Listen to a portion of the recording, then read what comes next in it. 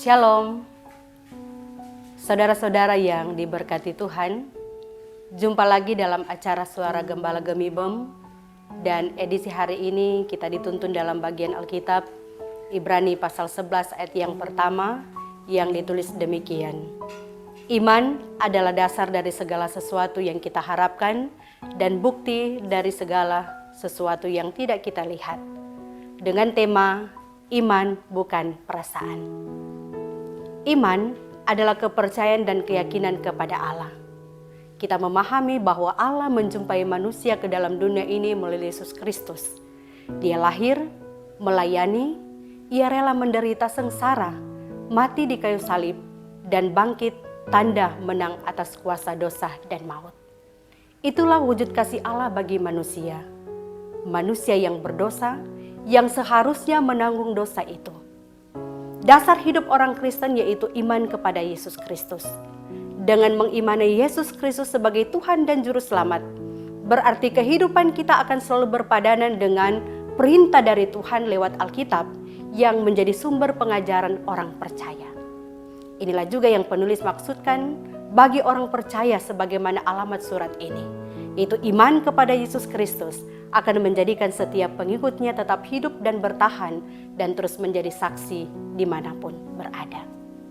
Saudara-saudara yang diberkati Tuhan, keberadaan kita di dunia ini selalu punya tujuan, yaitu hidup yang akan selalu menjadi berkat dan berbuah bagi banyak orang melalui semua karya, potensi, bahkan talenta yang terberi.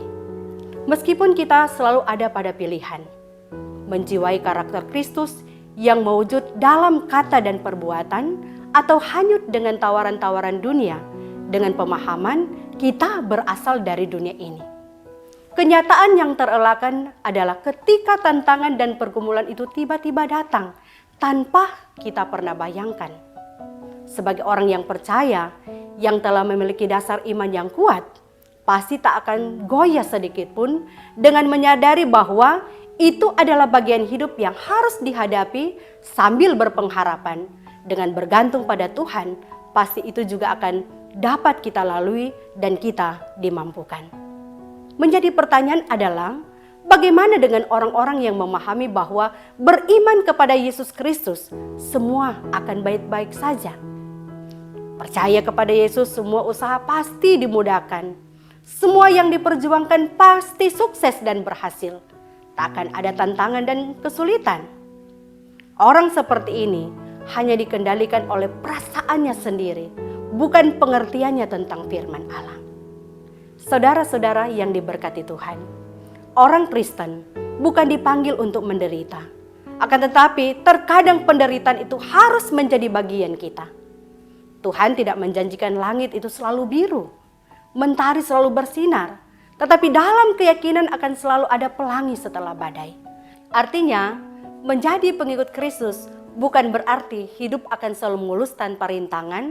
Sekali lagi, tantangan dan rintangan adalah bagian hidup yang harus dijalani dan dihadapi dengan memaknai bahwa inilah proses yang akan membentuk kita. Apakah kita mampu bertahan dan tetap percaya kepada Kristus dan bukan sebatas apa yang kita rasa. Karena soal iman bukan hanya perasaan. Saat kita merasa nyaman, iman kita semakin bertumbuh. Atau di saat mendapatkan berkat tanpa diduga, ada euforia yang meluap-luap dan seakan-akan mengungkapkan inilah iman yang sejati.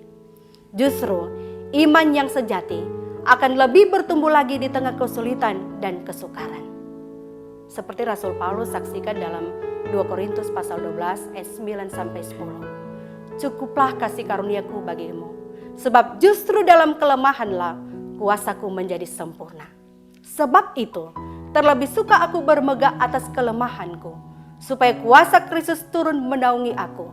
Karena itu aku senang dan rela di dalam kelemahan, di dalam siksaan, di dalam kesukaran, di dalam penganiayaan dan kesesakan oleh karena Kristus.